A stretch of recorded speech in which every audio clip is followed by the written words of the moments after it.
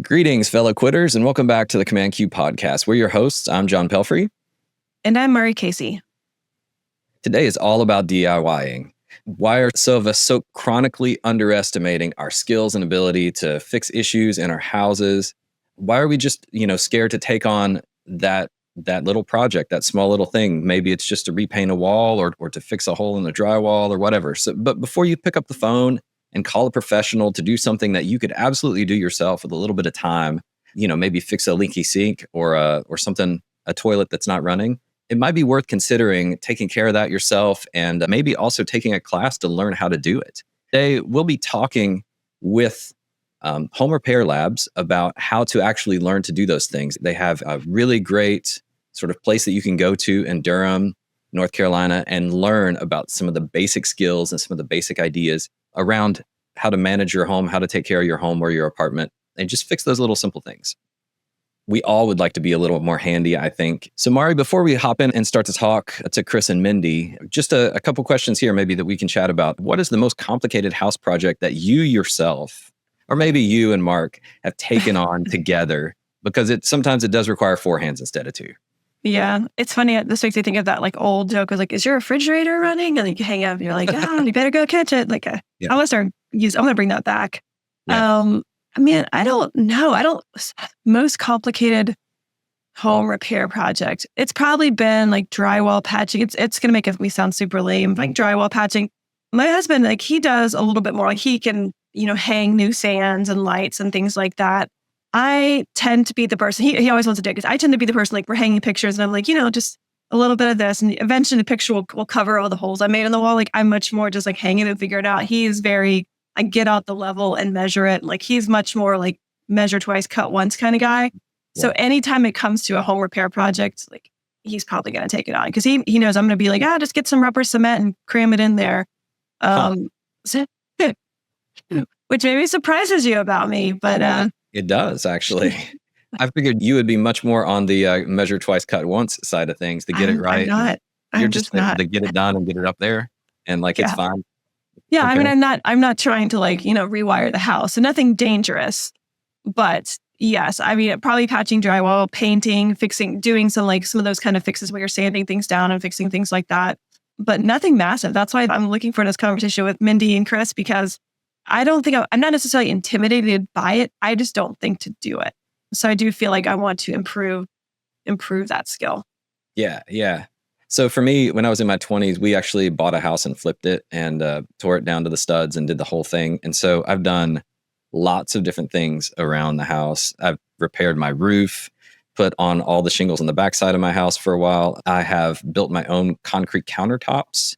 And we poured them in place. So I reinforced the cabinetry, put some plywood up and brought in buckets of concrete, built my own forms, around it and brought in buckets of concrete and then put up plastic sheeting all around the kitchen area where it was and got these diamond grit sanding pads and a polisher. And what you do is you pour water down and then you start to sand because you don't want to sand dry concrete dust. That's super bad for you.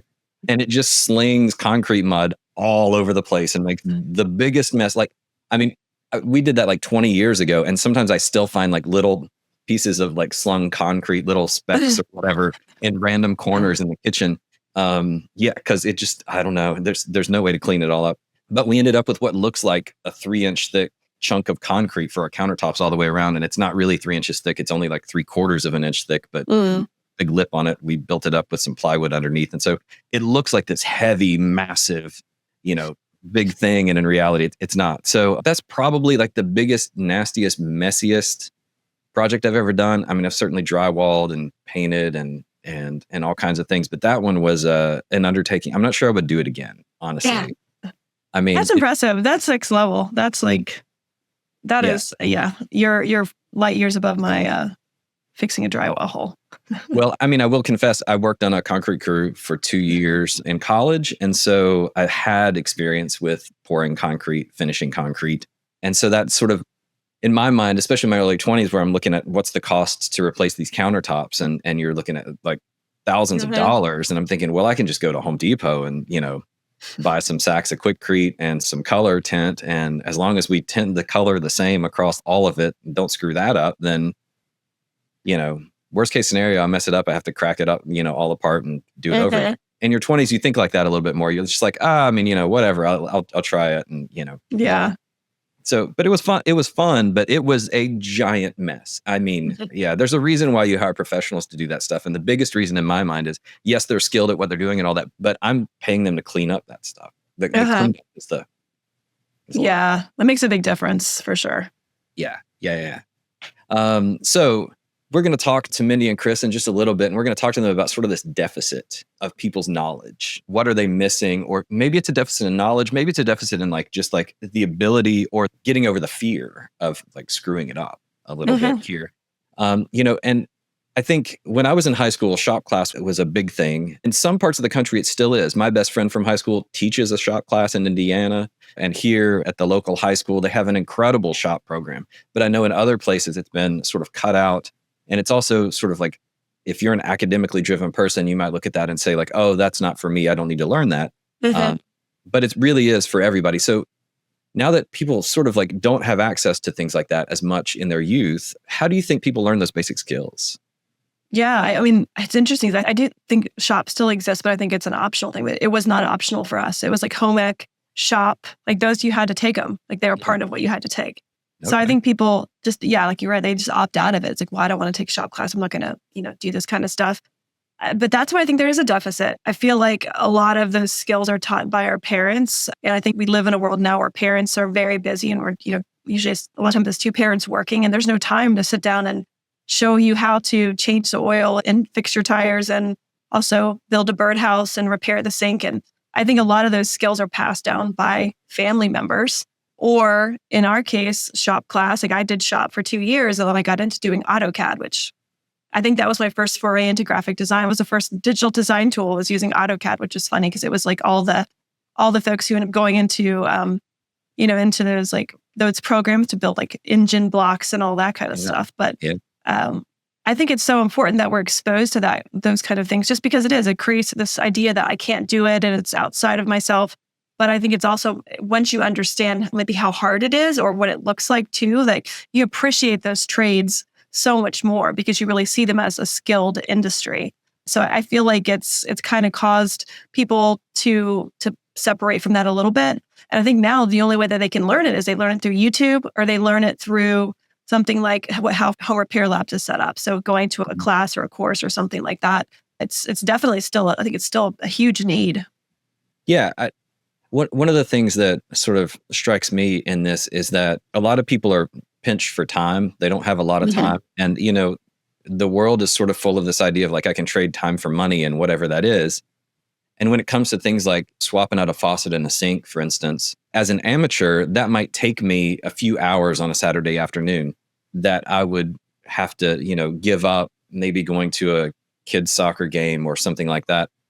And it might be worth it in my mind to pay somebody $500 or $400 or whatever for a house call to come in and install a faucet because I'm thinking I'm saving time and that time is precious for me. And I think for a lot of us, that's kind of what's happened is we feel this pressure to be everywhere and do everything. And it's well, then I'm just going to pay the pro to do that. That way I don't have to think about it. I don't have to learn anything. I don't have to run to Home Depot 4 different times to get the tools or the right hose or the adapter because I have a 50-year-old version of this thing. And he has all that stuff in his truck and he can just make it happen and get it done. And it's finished in an hour, so I'm paying a premium for that sort of convenience as opposed to when I was younger, we didn't have that amount of money to just, spend on something for that level of convenience. So it was it was worth it to go to Home Depot 3 times and it was worth it to do all that stuff because it saved us several $100s, in our household. And I do think that part of this is just a transition or a change in how we view the world. And we definitely view the world through the eye of convenience now more than maybe we did when things were a little bit slower. And then also, as you mentioned, the skills gap, I learned a lot of my skills from my father, my grandfather, both grandfathers, in fact, from my college roommate's dad who hired me for a summer to teach me basic carpentry. And I also learned it by working on construction crews in the summers in college. That was a really good way for me to learn that I did not want to be in 100-degree heat every single day working on an asphalt crew or a concrete crew, and that college and education was important. But at the same time, it taught me a lot of really wonderful skills that I was able to use in the future. And it also taught me how to work with and relate to a lot of different people that come from a lot of different backgrounds. So I treasure that time in my life. I really, really enjoyed it. It did give me a lot of skills that I was able to take with me as an adult as I take care of my house. So I encourage, if you have young people in your house, encourage them to spend at least one summer doing some type of manual labor or a trade or apprenticeship program, or even just like working at a Home Depot. I have a friend whose daughters, come home from college and she's working at Home Depot in the plumbing department this summer, and she's learning about all that stuff. Really, really smart kid, but it's just do something to get into that world and just get a little bit in touch with it. I think it would be really, really helpful. I feel like too, being a female, like especially in that generation, a lot of it's like that's taught to the sons. It's not necessarily taught to the daughters. And I think that's still part of like I think the knowledge gap too, with a lot of women, that it's like, that's what a guy does. Girls don't necessarily, pick up a chainsaw and start sawing things. So I do feel like that's something to overcome, but I think that's really cool that your friend's daughter's working at Home Depot, because when you do have those skills, I'm not saying I do, but I have some basic things, but it's like when you do have that knowledge and skills and the comfort level to talk to people from different backgrounds, like you have confidence, right? And you're like, I could figure this out. Like I might not do it correctly, but I have enough comfort with these things that I can, put it together. And I think that's one thing that Chris and Mindy were saying, is a lot of their customers are women who are homeowners, single homeowners or apartment owners. And so they're kind of learning that stuff now. And I think that's really cool. I've kind of started to realize, like, the more we understand about those things that maybe aren't what we're taught right away, the more confident we can feel, like living independently or kind of being self-reliant. Yeah. And it's also interesting. This occurs to me too, that we become more urban as a society. And so if you don't grow up on farms or in rural areas as much, then the necessity to learn these types of things isn't as great. And I was just thinking, like, when you talked about the chainsaw, I'm like, have you ever held a chainsaw? Because it is a very empowering sort of like, yes, I have held a chainsaw. Hold a chainsaw and to like cut something with it. Obviously, there's a danger level and you need to be safe and all this, but there's also this like really like visceral. This is fun, sort of thing. Once you start to feel too comfortable with the chainsaw, you should put it down and take a break, because that's when people get hurt. You got to respect the chainsaw.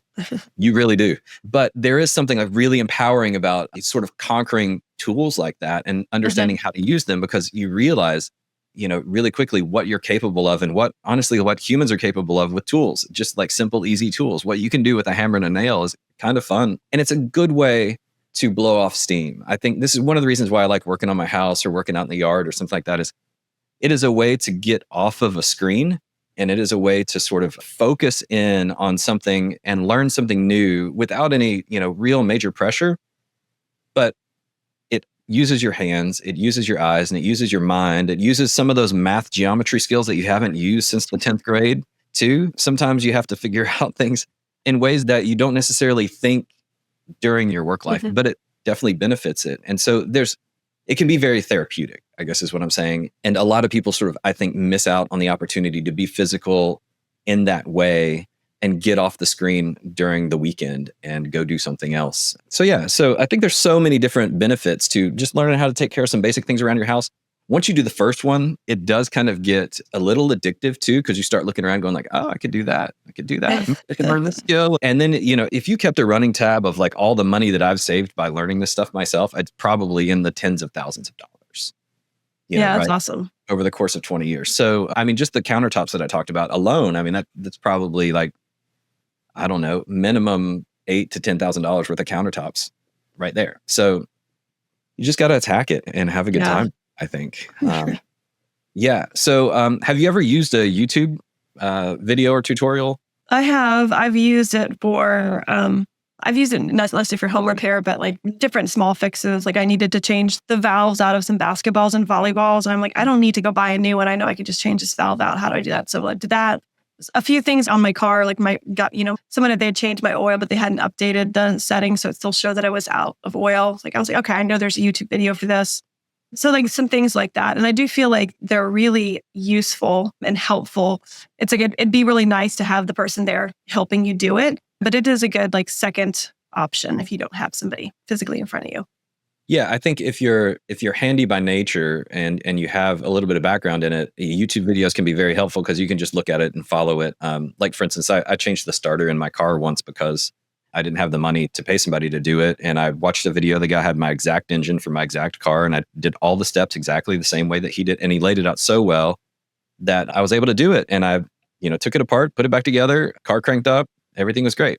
If you're not already handy, that can be a very intimidating thing. I mean, I had to take apart the manifold in the engine to get back there, and I had to do a lot of different things. It can be very intimidating. I would start very small. I'd be like, okay, I need to clean out my air vents. Like, what do I do? Yeah, but you get to that, right? It's like that's the idea. Is you start small and then you build on that. Yeah, and I think if you're one of those people that doesn't have that background, having a person, whether you're going to go someplace like Home Repair Lab and learn it, or if you have a neighbor or a family member who's handy or whatever, just being willing to let them teach you and listen, take a couple Saturday afternoons and let them show you how to use different tools or some basics about woodworking or some basics about, painting or about car repair or whatever else it is, that can help you to gain some confidence. But the thing about Home Repair Labs that I think is so great, so interesting, is that they actually put you in a space where it doesn't matter if you do it right or wrong at all. There's zero consequence. It's not like it's your car and your engine, or it's your house and your wall or your plumbing. Like this is just like it's playtime, and you can break it and it's fine. Yes. I wonder if they have a chainsaw class, because I'd be down for that. Yeah, I don't know. There might be some liability to that one. But I know some bars where you can throw axes. So that's true. Oh my gosh, that does make me nervous. But I don't know why an axe makes me more nervous than a chainsaw. I think it's because it'd be harder to throw a chainsaw. But I don't know. Maybe it's a different conversation. Yeah, I mean, anytime you're throwing a sharp object, that scares me. I think alcohol and throwing sharp objects is a bad. Who came up with this idea, and why is this still a thing? Yeah, just generally, yeah. But what do I know? Some people really enjoy it. This generation's lawn darts, right? It's like, can't you believe they did that 10 years ago? They threw axes at a bar. Like that's exactly. Nuts. Yeah, our kids would be like, "What was wrong with your generation? A death wish or something?" Right. Yeah, awesome. Well, let's hop straight in now to the conversation that we have with Chris and Mindy.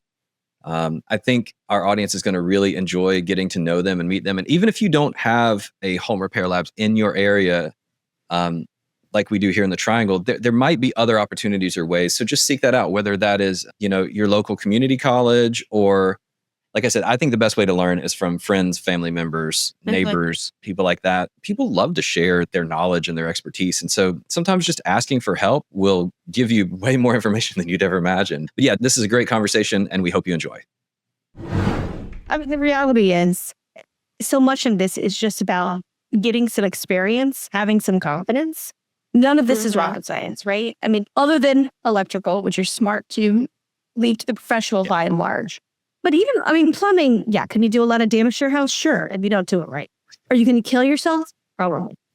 Electrical, you gotta, but it's just, okay, if you screw it up, then you have to either do it again or pay for someone else to do it. Unless you're starting to take out walls, your house is not involved. Right. Yeah, and you can take down walls. You just need to know which ones, and that requires a professional to look at to make sure that you're not taking the wrong one down. Definitely, drywall is very forgiving. It's funny that people think that they can't do it. If you screw it up, you just put another little chunk in there, and then you try it again. And then if you screw it up, you just cut that one out and put another little chunk in there. Cutting until you just take out the whole wall. Right. Sand down all the putty and start all over again. Eventually you'll get it. Yeah, so we're going to start off here with a little warm-up question. What is a super simple repair that a lot of people will automatically call a professional for? Like something that they could do that's really easy, but they're like, oh, I got to call a pro. I would say replacing the components in your tank. Right? So the pieces that sit in the tank, the fill valve and the flush valve, for less than $30 worth of parts and less than 20 or 30 minutes worth of time, you could do that yourself. And a lot of people will call a professional for those problems, especially if their toilet's running or if they're having other issues. And it's very simple to do. Almost none of it requires tools. Most of it these days you can do just with hand tightening and things like that. It's very simple. Yeah, that's a good one. I've actually done that one too, a couple times. That one is a really good one. I think for me, drywall is the one that I always think if somebody has damage I mean, not that I ever did this, right? But my friends' apartments when I was younger would get damaged. There'd be a ding in the wall or something like that. And you just go to Home Depot and buy a drywall repair kit and, put it on there and follow the instructions and then paint it. And the landlord's none the wiser. You get your deposit back. Not that we've ever done this, but toothpaste, right? Who hasn't run around their apartment with toothpaste to fill in all the nail holes before your landlord comes walking through before they give you back your deposit? I mean, we haven't done it. Right. It has been done. Yeah. I've heard that one too. When your walls all smell minty. I was going to say, if you're looking at a new house and it smells like peppermint, maybe you should look really close. Yeah. Well, I mean, if you paint over top of it with the standard whatever Benjamin Moore white paint that everybody uses, nobody will ever know unless you happen to hit that same spot with a nail. You just brought up a very sensitive topic for me that I'm going to bring up right now because you made me think of it. Why, when you're paying someone to paint your house and they do the spray paint, not spray paint, but they spray the paint, why do they always use the flat, that's chalky. And that is the worst thing to put on a house because I've had 2 painters come in and do that. And then it's you touch it one time and there's a fingerprint and you can't get it off. Even if you use the magic eraser, it does not wipe off. And I'm going to say we should ban that paint because it is because now I got to go back and repaint the whole house because now there's finger smears and dog foot, and I can't get it off. It's just permanently baked into this chalky paint. So I'm going to start a campaign. And there's going to be 2 reasons to that, right? It's the cheapest. And flat paint provides more problems in the wall. The flatter the paint, the less reflective the surface, which means that you don't see the flaws. So those are can you do it? Yeah, absolutely. Yeah. Sneaky. Yeah, that's why nobody paints their walls with gloss paint. That's right. Yeah. Yes. Yeah, eggshell at most, and you can paint the ceiling with gloss. But that's the reason people paint ceilings with gloss is because you never have lights shining directly on the ceiling. The lights are always indirect coming down. Wow. I didn't know. I should stop. Well, it makes sense though, because if you see something that's glossy, I remember this in a house I looked at, and you could tell that the drywall wasn't hung straight. It was just it had this little bend in it, and and you can see all the seams. Mm-hmm. But I could wipe the fingerprints off really easily. So, side which is more important thing to you. Yeah. Some of it's a design choice. Yeah. Yep. No, I mean, the materials, they all do their own thing. I mean, that's kind of one of the fun things of discovering is trying different things out so it works. Yeah, absolutely. So why do you think that the average person feels unqualified to work on their house or to mess with the systems in their house, whatever it might be, the plumbing or their wall system or the roof system, or, why do you think people feel unqualified to do that?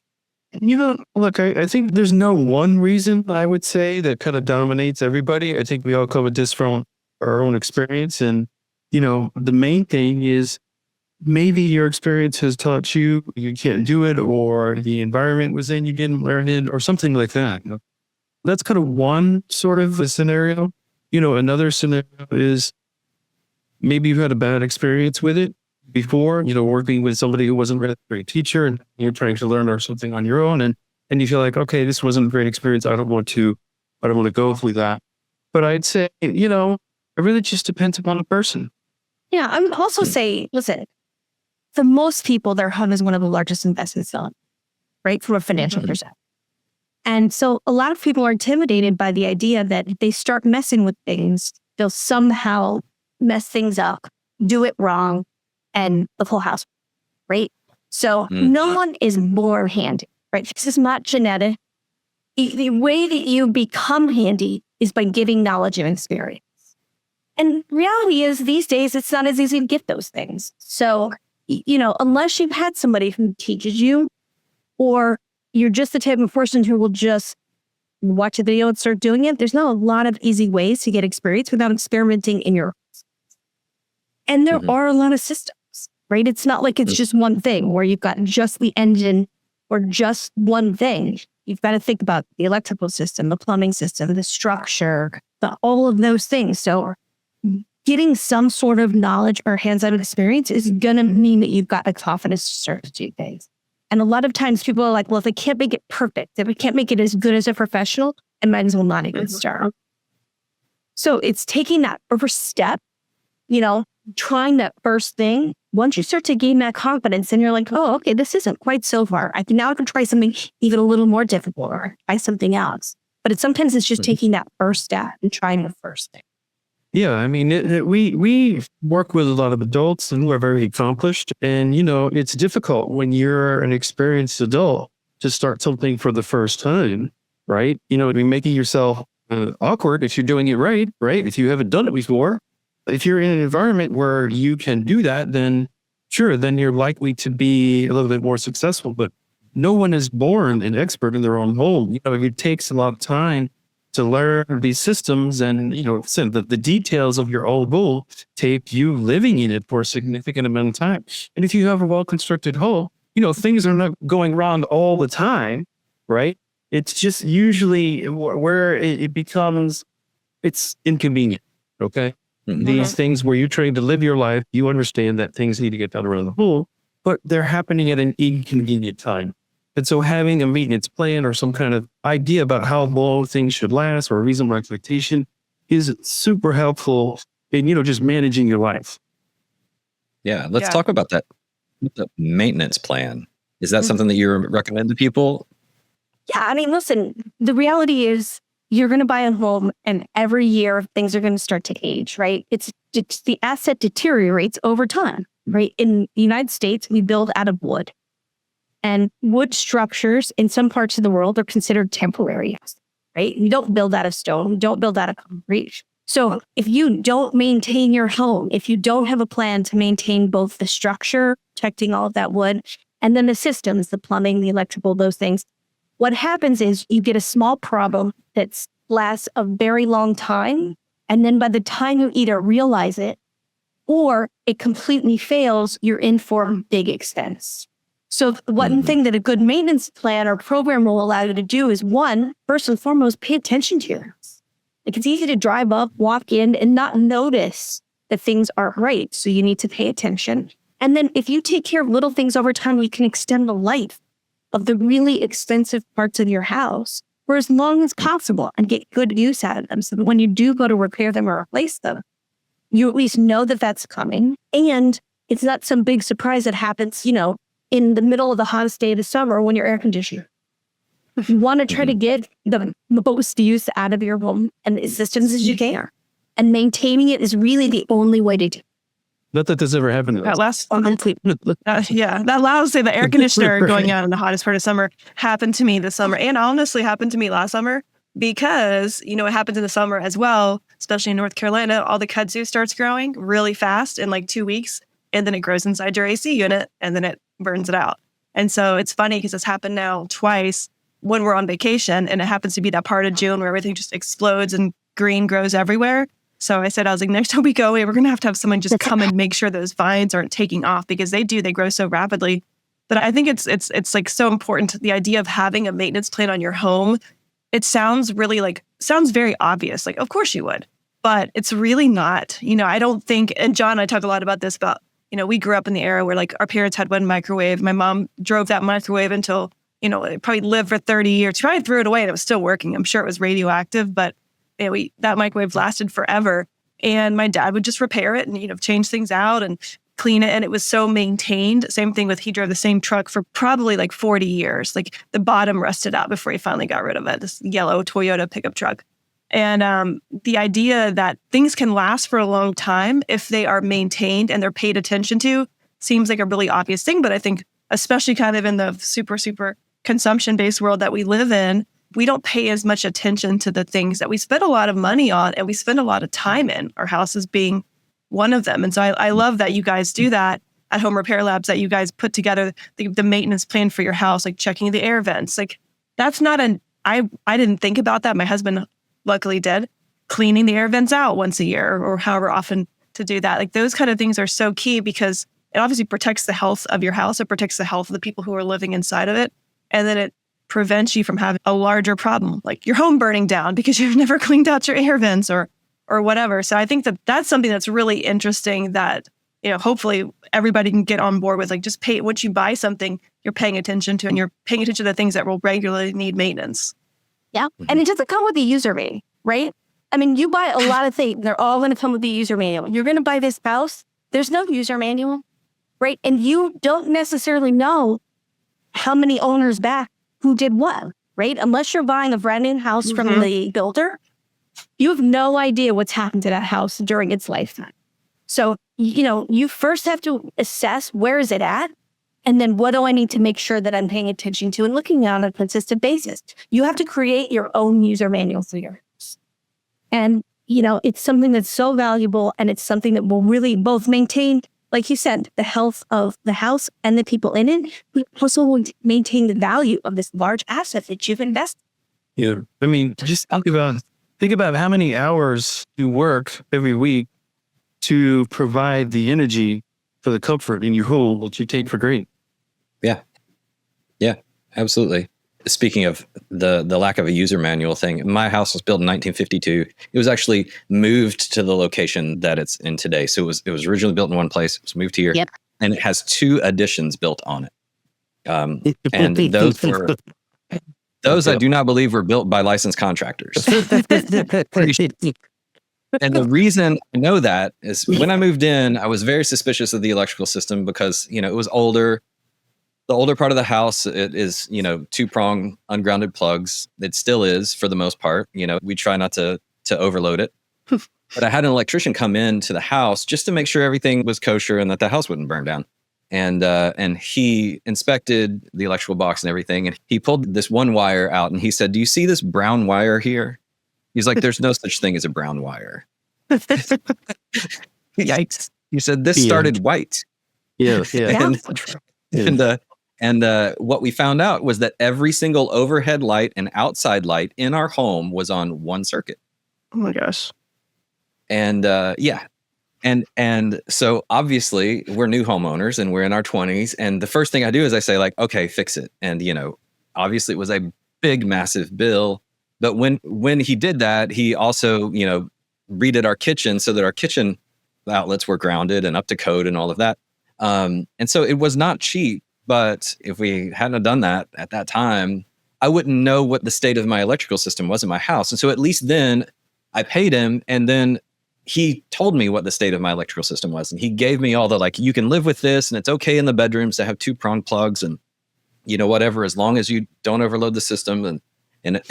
But he told me each room by room, where things were and where it stood. And if I was going to need help later on it so that I could budget for it. So that's one little thing from like my experience. If you're buying an old home, it is worth paying a professional for, especially those big systems, to just on top of your regular home inspection, inspect those things so that long term what you're dealing with, and maybe your house doesn't burn down. Yeah, and some of these states are buyer beware states, right? So many states, it's you're going to buy the house as is. So it's up to you to do the inspections. It's up to you to understand what it is you're buying. And especially here in North Carolina, there's no requirement that the homeowner tells you very much about the house, right? They can just say, I'm not going to represent to anything, and you buy it as is. And so you are the one who has to do this investigation.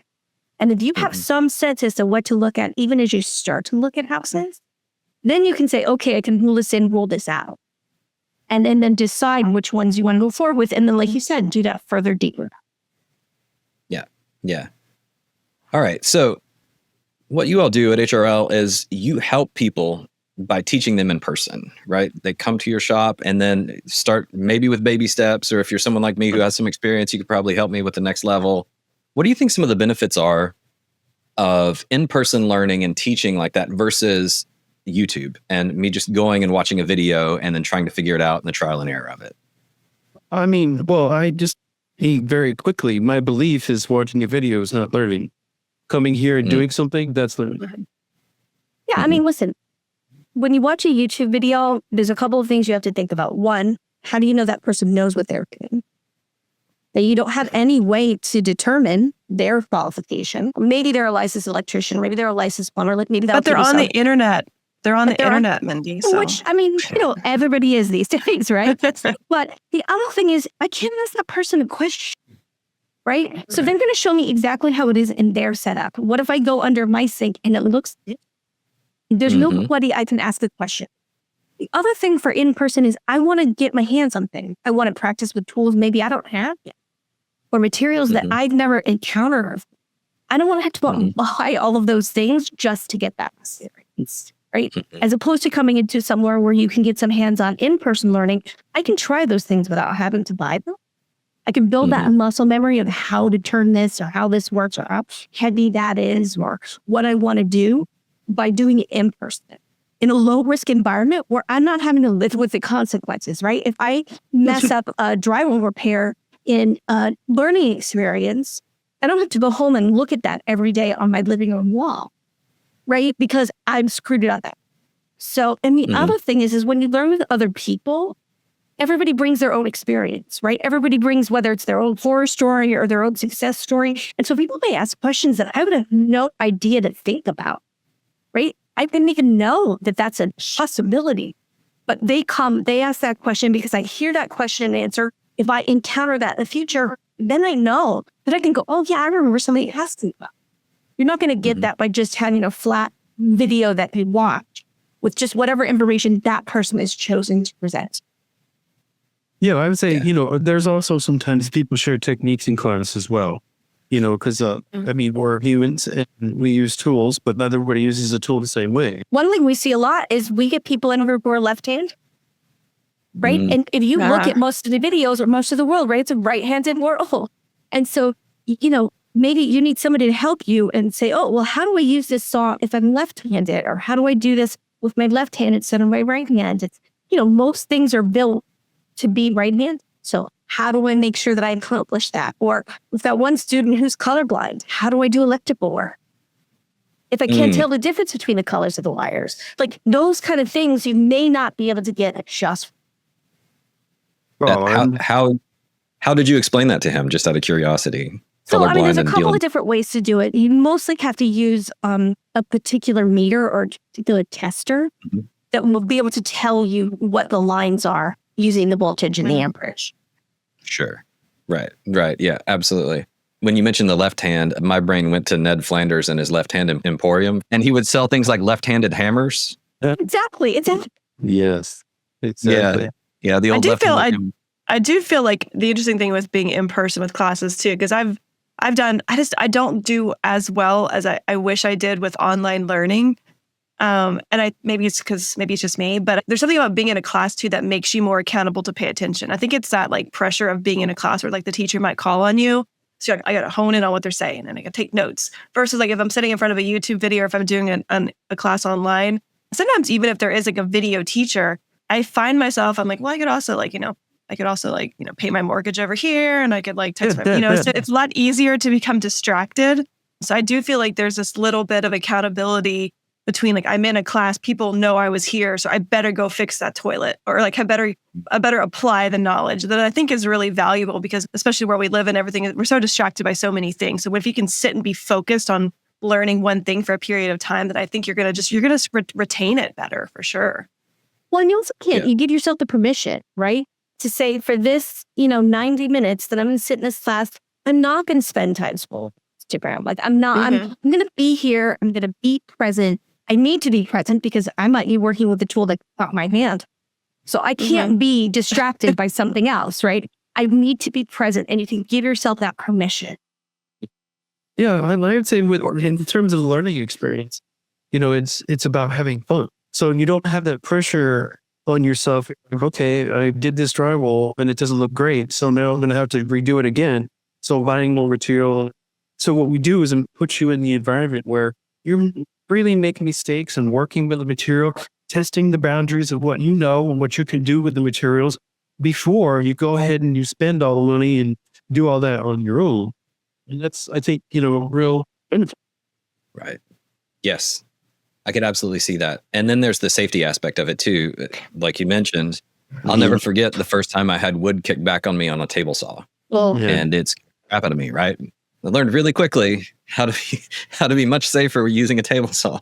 And fortunately, I wasn't standing directly behind it when it shot back at I don't know how fast. But yeah, you get something like that and it gets bound up and then it shoots back. It'll make you think twice about, learning that on your own. At least having some level of understanding of safety, whether it's an understanding of how to ground yourself if you're working with electrical or something like table saw or saw safety. A lot of people have, all kinds of different things that could hurt themselves. And if you go to Home Depot and buy a thing and you don't know what it does or how it functions, and you buy a router, you can hurt yourself. I mean, you can like put yourself in the hospital seriously, whatever it is.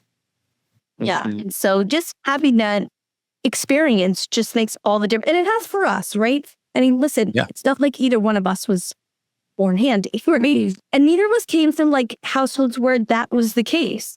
So we started by making like 10 million mistakes and spending a lot of time and money. Yeah, we wasted lots of money, and look, we had lots of practice. Yeah. And so lots of practice. And you're gonna, in order to get skill, it requires practice. The key here is how you start. If you start and you're practicing and you learn some bad habits, and getting to some good habits can be challenging. If you start with some really good habits, those good habits can stick with you, and you can develop even more skill using those good habits as you kind of progress along.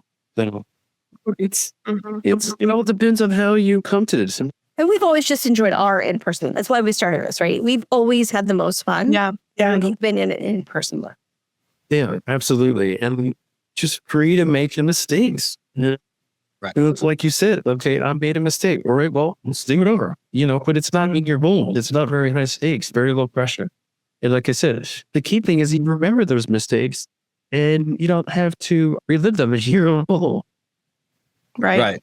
Absolutely. That leads me to a question I should have asked earlier. How did you all get started with this? Did you get started by just teaching people that around and realize that there was an opportunity here to teach people in a more formal setting? Or how did Home Repair Lab get going? Well, I mean, Chris and I have always loved real estate, like, especially even when we first started dating, we had no money. Like, part of our entertainment would be, let's go to open house, because they're free. So when we first started buying real estate as an investment, both either for our own homes or as investment properties, we found that just like you, right? When you bought your first house, we couldn't afford to hire people to do that, right? So we did as much as we could on our own, and some of it with some success and some of it not as successful. But as we kind of continued to grow in doing real estate, you started to get into bigger properties, doing full house flips, that kind of thing. What we found, especially when we moved here to this area, is in the last probably 10 years, there are fewer and fewer and fewer people in the trades. So it's harder and harder to get somebody to come and do work for me. And it's getting more and more expensive. And we're like, there's really no way for the average homeowner to learn these things. Most of the education that we've gotten or the things that we've learned, they've been like trades, right? This has been, you're going to go and you're going to take a 16-week electrical class, 8 hours a day, 16 Saturdays in a row or whatever. And they're training you to become an electrician. Yeah. 2 weeks are just your job resume, getting your resume. The average homeowner doesn't want to become an electrician, right? They want to do a few things around this. And so we said, we need to create a space where people can feel safe and empowered to come in and learn these basic skills of owning a home and maintaining a home in an environment that they would enjoy. And we think that there's an opportunity to bring people in and educate them in that way. And so that's why we started a space where we just really want a space where people can learn these things in a time-efficient way where they can then turn around and immediately start to implement the skills in their own. Yeah, but the key is that we designed it for adult learners. It's really for adults. And homeowners or renters. We're not for people who are going into the trades. Right. This is designed for people who want to have basic skills and start to build on those skills as they kind of continue through their, home dwelling experience. Yeah. If you want to be a plumber, we are absolutely not for you. Or electrician, we're not for you either. Right. But if you want to learn how to just change out the elements in your toilet, absolutely. Or to put a faucet on a sink, okay. Absolutely. Well, and I think there's so much opportunity because John and I were talking about this when we were preparing for this episode, but I grew up going to shop class and I also took AutoCAD. That was part of our electives. And, you learn those basic things. And then a lot of us grew up with dads that did that stuff. And depending on gender roles and if you were a girl and you got that and sometimes you didn't and that kind of stuff. it's harder now, I think, because usually both parents are working and we tend to be a little busier. So a lot of those things that we probably grew up learning a little bit more about just don't get passed down as easily, And so I do think that and then shop class, I don't know if there's still shop class. I'm not even sure. But nobody's out there making CD racks anymore. So I don't know what's going to happen, but no birdhouses are being produced.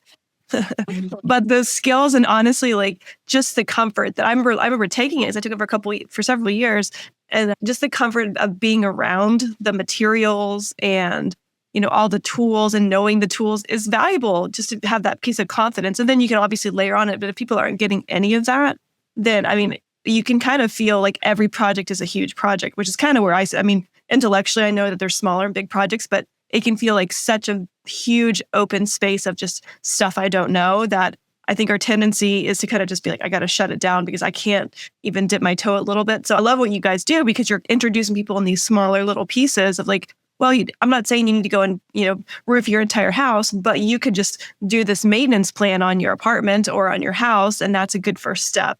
So I do feel like it's, a lot of those old ways of learning some of these things as far as like the adulting things we're supposed to know, we don't know as much anymore because they weren't passed down as frequently as they were when we were growing up. Yeah. And I would kind of also, when you were learning those things, there was a little bit at risk. There was a grade or some sort of assessment that was at stake. Okay. Mm-hmm. That isn't not the case here, right? Mm-hmm. This is, if you want to screw around in class, this is your class. Okay. The key is to make sure you're having fun while you're doing this first. Okay. Yeah. And then figure out how to get it right. Okay. Because you have all the time and all the assistance to get that done. All right. So that when you do this maintenance plan, all right, it's not something else that is work that you have to do. All right. It's a way to observe how things change around your home, and then you can fix them as you need. Sure. So this is sort of a generic question, trying to fill in some gaps here. Why do you think that having like general competency in home repair or being able to manage your house and do all these things, why do you think that general competency is good for everyone, not just for homeowners, but for everyone to know and have an understanding? I think even if you're renting, as an example, you might want to be a homeowner one day, right? So when you're going to look at homes, you need to know what to look at. So what are some reasons why you think everyone should have some general competency? I would say, listen, everybody's going to have a toilet that overflows. Whether you own that toilet or don't own that toilet, it's going to happen to all of us. And if you don't have the basic knowledge as to how to turn off the water, not only you're going to do damage to the room, you're going to do damage to your stuff, right? So just having some of those basic skills, you're going to be, you're going to protect your things. You're going to be able to solve basic problems. You're not going to have to wait for someone else to come and take care of those things for you. At least in the short term, you can figure out what needs to be done. It makes you a better homeowner, a better tenant. It might as well be a dragon in your bathroom. Right. It's so foreign to you. You're like, I don't want to go in there because, it's got to get me. And like you said, maybe you want to own a home, or at least be able to manage the home that you live in. If we're lucky, we all live in a space that things are going to go wrong, right? And so if you can at least take care of some of the most basic things, it's that much less that you have to rely on someone else to take care of everything. And if you do own the home, it's that much more at stake from a financial perspective to make sure that you're maintaining that home, not only from a financial perspective, but also for the health and safety of the people who live in it. And that's going to be true whether it's your home or someone else. Yeah. And you brought up a good point too. It's like if you don't, with the people being busy, all of a sudden it's Friday and your toilet's overflowing and you don't know how to fix it, you might not get somebody in there until Monday. And that's hopefully you've turned the water off by Monday. But well, look, I would say similar to your air conditioning scenario, when you're not aware, these things happen at the most inconvenient time. And then that gets layered all into I don't know what it is. So it seems like more than it really is. And then you're having to deal with this scenario in an environment where you're panicked. Okay. And you're desperate. And the other person on the other end of the phone can hear that you're desperate and you're panicked. And so they're going to pick some number that you've never heard before. It may be some really big number, maybe some really long number. And I'm pretty sure whatever the number is, you're probably going to say, okay, get over here right now. Yep, absolutely.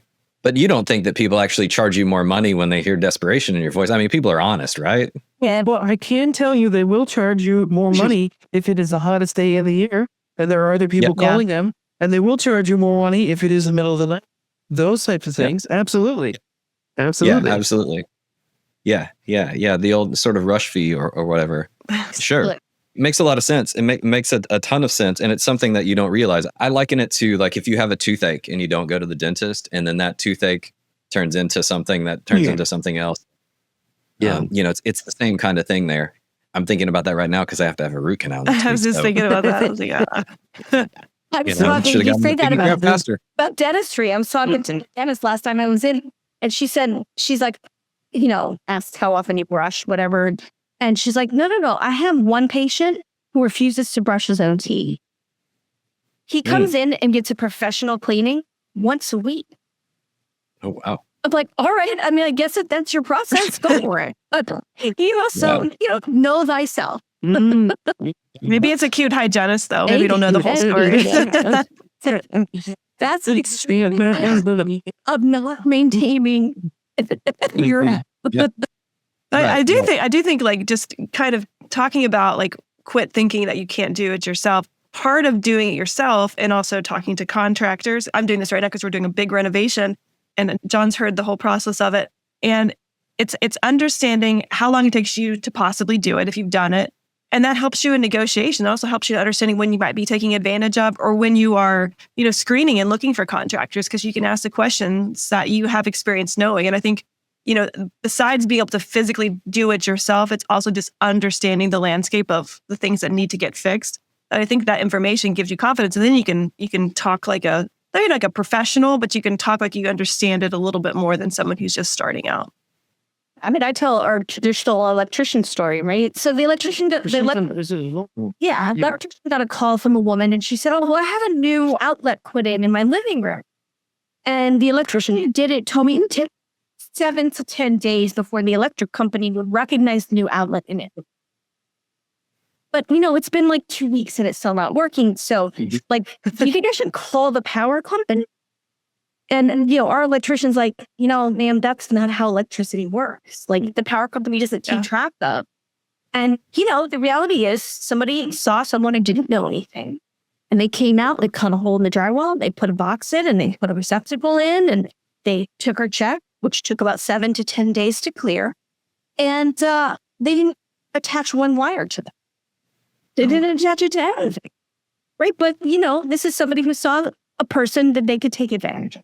And just a little bit of knowledge would have allowed you to disqualify that particular service provider because you know enough to know that that's not how it's supposed to work. I think we all have had, probably disaster stories or things like that, or, called people. I had a leak in my wall. It was a kitchen drain, old house, ended up with a hole in the drain. We found later that we had a leak. There was some damage to the wall, whatever. And so I called a guy to look at it, and he tried to tell me that we needed to rip out all of my kitchen cabinets, rip out all of my flooring, check all of that information and pull all that out. And he gave me some insane quote to basically redo my kitchen. And I was like, thank you very much. See you later. All because I had a leak. And yes, there was a little bit of water damage that needed to be fixed, but I didn't need to rip out my cabinets and rip out my flooring. I thought, like, I'm not. Number one, look at this house. Does it look like I can write you a check for $70,000 right now? And number two, I'm not that dumb. So people will try to take advantage when they see an opportunity, and they'll point to the first tiny little speck of mold or whatever on the wall and go like, oh, you got to have mold remediation. Well, I mean, maybe you do, but maybe you don't. No, but maybe it's just mildew and you can wipe it off. Two is, what we found is sometimes it's a small problem over a very long period of time. Yeah. That's where you're going to get into real trouble, right? So that small leak under the toilet that goes on for 15 or 20 years, the reality is that's what's going to cause the damage, and your insurance company's not going to pay. Yeah. Right? They may say, you should have caught that sooner. We're not going to pay that claim. Or you move into a house that has polybutylene pipes, and No one discloses that. You just missed the class action lawsuit by 6 months. And then 3 years go by and you're like, I wonder why that wall in the crawl space is always wet. We were talking like, I think it's this, I think this. And then we realized it's because there's a pinhole leak in the polybutylene that's just been slowly leaking down the wall for 7-8 years. So it's just like, that's a good thing to put on your list of new homes when you're buying a new home. Absolutely. And polybutylene is actually something that legally is required to be disclosed in North Carolina. But, again, it's a bit of a buyer beware state. There's, not much you can do after the fact. And the worst is if you buy polybutylene and you have a slab foundation, which means the polybutylene is baked into the foam. Yeah. That's a really extensive affair. Yeah. Wow. Yeah. Do not buy that house. Well, too late. I already have it. We're always the first to say there is a right price for every. Right? There's no house that we would say we won't buy. Right? We would buy any house as long as we could pay the right price. But there is a wrong price for a house. Yeah. And so, as long as you pay for the right price for a house, you can accept almost any kind of condition issue. I could buy a house that is so bad that it just needs to be torn down as long as I'm paying just the cost of the land. Yeah. I have heard of homes that you could buy for $1 if you're willing to move it. I don't know if that sounds familiar. Yeah, sure. So that does actually raise a question. Maybe this is a service that you provide. I don't know. If I'm looking to buy a new home and I get a home inspection and all of those types of things, and I'm dubious, but I like the location and I like all of that stuff. Do you all provide a service, or do you know of a service that would help someone look at that and go like, this is the right price that you should offer for this versus, this is the wrong price? Is there anything like that out there? Because I've never heard of that as an option. I think that there's anything like that exists. So as a homeowner, what you'd really want to do is you want to get that home inspection as early as possible in the process, right? And then you actually want that home inspector to sit down and go through that home inspection with you, not just send you a report via email. Because then you need to determine what are the big dollar item things that I need to do immediately. And then you want to call in the right service providers to start getting quotes on those things, right? So you're probably getting a couple weeks of due diligence period. You need to make the best use out of that time as possible. And so you need to start looking at, okay, it's going to cost me $10,000 to do this or $15,000. And then that's what you go back to in your offer. And you say, if I can't get this price reduction, then it's not worth me buying. Now, if you've already put down $15,000 or $20,000 in due diligence money, that's harder to do. So if you could back that up just a little bit and have some knowledge when you go and look at a house. So like when we go out and look at homes to buy, we start in the crawl space in the attic because that's where the big cost is going to be. I'm looking at the major system. Then I might go in and look at the cabinets and the countertops and that kind of stuff. That stuff is relatively inexpensive to change in the grand scheme of things, or I could do over time. But the big systems, I want to look at those first before I even put in that first off. Because that's where the cost is really going to come in. Yeah, we actually have a class on that one. We put that out a couple of times. We had a few people, but I think the thing is that, we called it home buyer 101, I think is what we called it. And basically what she described is the class, okay? But if you don't know any of those things don't mean anything to you. So it's difficult to explain, you should take this class because you can, we show you how to look at all the publicly available information and then reconcile that to your living space, all right, by examining the attic and the crawl space, all right? So that you can develop a price that you think is best for you, okay? And then take the difference, all right, out of what you don't like. Mindy was saying, whether it's a bathroom or a kitchen or whatever it is, whatever standard you're looking for, you can kind of do the balance, I guess, in terms of what you're willing to pay for and then what you can get. It's a hard one, I think, for maybe the average. And you're never going to pay them perfect. No, right? You're never going to get the opportunity to pay the exact price. But if you could at least get your price closer to something that will allow you to bring the house to the standard that you want it to be, or it needs to be both safe and healthy, then that's what you want to eat. Yeah, the guarantee in that particular scenario was that we wanted people to feel like, okay, whatever you pay for the house, we don't like it, but at least you'll know why you paid what you paid for that. Okay? Yeah. You paid up for a location or a view or something, and then you had to deal with electrical and that kind of stuff. You know what I mean? That's like that. So Yeah. You know what you're getting into. Yeah, Absolutely. absolutely. All right, we're going to wrap this up and close this down a little bit with what we call our lightning round. The idea here is that we have a few questions, and the thought is that just whatever comes to your head, first thing pops into your head, just say that and we'll go from there. So the first one is, what is the worst lazy landlord repair that you've ever seen? Probably anything that I repaired when I was in college and let it stand. I don't know. I've seen too many lazy landlords. Yeah, I mean, it's tough. It really comes down to the materials. I mean, almost every time these landlords are shifting out the new tenant, it's either the backsplash is new or the carpet's new or these other elements are kind of new, but they're so cheap. They're so cheap. And that's really kind of the thing is that, how, bad is it when you kind of get there? Because it's only going to be you or the next tenant behind you that it's going to get replaced. Right. I remember one time I did have a landlord that when I would turn the water on and off, like the faucets would get so hot, like you couldn't physically touch the faucets, which I don't know what caused that. But I brought it up to the landlord because I'm like, something's off here because like I'm going to burn myself on the faucet trying to wash my hands. This makes no sense. And so his solution was just to wrap it with like electrical tape. So it's a good plan. I was like, well, I guess that works. What's Well, the give you a pair of gloves and be like, well, this is your some mittens. Oven mitts. Wow. All right, next question. If you could only bring one tool onto a desert island, what would it be? Oh, goodness. Circular saw. Okay. I would bring a circular saw. I'm going to have to cut something at some point. And maybe the person that's on the island. I was thinking either light or circular saw. That's what I was thinking. The oven with light. Yeah.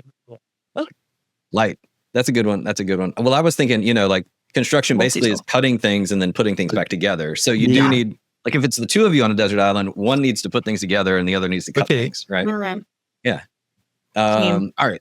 Next one. If you do choose to hire someone to do the work for you, what's the biggest red flag to look out for when I'm talking to that person? If I'm getting a quote, they come to my house, what's the biggest red flag that I need to look for? So one of the things that I'm going to look at the most is I'm going to ask them about what is their warranty on their work, right? So I want to make sure that warranty period is going to cover at least a few years because I want to make sure that they're going to stand behind their work. If they give me something that I like to call their taillight warranty, which is my warranty is as good as you can see the taillights on my truck, that's something that's a red flag to me. I want to know that they actually guarantee their labor and their installation work for a period of time. I would say when they don't listen to me and they immediately start upselling me, I say, okay, thank you. Show them the door. I really don't. I don't even waste my time trying to have a conversation with them anymore. I really don't. It's not worth it. There's a cost either way. Yeah, fair enough. Those are good answers. All right. Well, thank you all so much for spending a little bit of time with us today as we talk about sort of the basics of home repair and home repair lab. Before we leave, really quickly, can you tell our listeners how to get in touch with you and reach out if they're interested in learning more about how to repair their own homes? Well, you can find us at homerepairlab.com, or you can find us on Instagram or Facebook at Home Repair Lab. Yes. And we'd love to help you with whatever questions you've got. We're here to, serve not only our students, but the community. Yeah, absolutely. If you're interested in trying this stuff in, and then having fun while you're learning, this is the place for you. Awesome. Well, thank you so much, Chris and Mindy, for your time. We really appreciate it. And we'll see you soon. Yeah, thanks, guys. Bye. Bye. Well, that was great. I really appreciate their insight and how we don't need to be intimidated by doing kind of basic ongoing home repairs. I loved the tips they brought around with setting up kind of an ongoing annual maintenance plan for your house. So certain times a year you need to replace your air filters and do all those things. And that's definitely something that I want to start implementing because I thought something they said that was, understanding how to make those small fixes can help you not have to do those big fixes longer. I thought that was a really great insight. And so I definitely want to implement that in my own home repair. And so now I will no longer be afraid of the many different types of screwdrivers that live within my kitchen drawer. So thank you so much. Thanks again to Chris and Mindy. If you guys are interested in learning more about basic home maintenance, you can reach out to them on Instagram at Home Repair Lab. Or if you're in the Durham Triangle area, you can attend one of their classes, which is super fun. And obviously they're great personalities and they'd be even better in person. Thanks again to Chris and Mindy for joining us. If you'd like to hear more, you can visit commandqpodcast.com to learn more about joining our proud community of quitters, and check out full episodes on Spotify or Apple Podcasts as well. Until next time, this is Mari. And I'm John. Reminding you that quitters can win and winners can quit.